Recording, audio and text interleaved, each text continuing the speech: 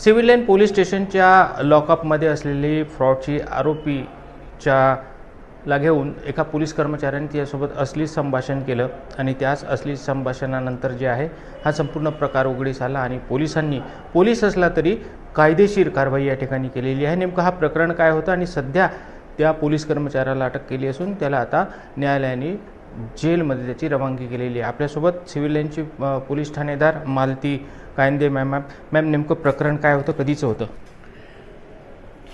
दिनांक 31/3/2026 रोजी cyber crime येथे फ्रॉडचा गुन्हा दाखल झाला होता।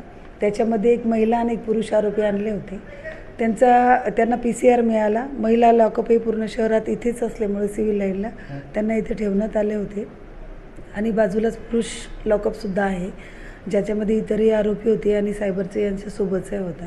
जेव्हा विचारपूस करायला महिलेला बाहेर काढलं आणि नंतर पुन्हा लॉकअपमध्ये टाकत होते त्यावेळेला त्या अंमलदाराने जेव्हा तिच्यावर गार्ड असलेली महिला स्टेशन डायरीला नोंद करायला आली तेवढ्या वेळात तिला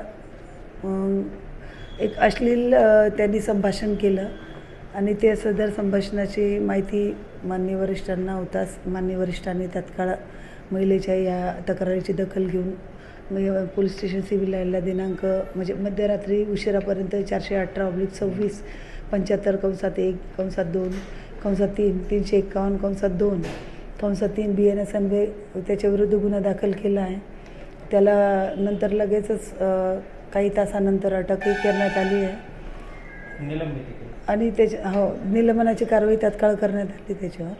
तसं त्याला तसा हे पण देण्यात आलेला आहे, कायदेशीर समज दिलेली आहे।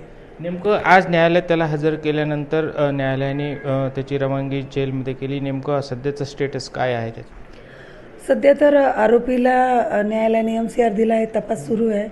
सध्या बाकी काही लॉ अँड ऑर्डरचा प्रश्न नाही, शांतता आहे आणि तपास API शिंदे यांच्याकडे देण्यात आला आहे। प्रकरणाची चौकशी सुरू आहे। तर एकंदरीतच गुन्हेगार कोणी असो, तो खाकीतला असो किंवा कायद्याला जाणणारा असो, पण कायदा जो आहे, संविधानातला जो कायदा आहे तो सर्वांसाठीच लागू आहे।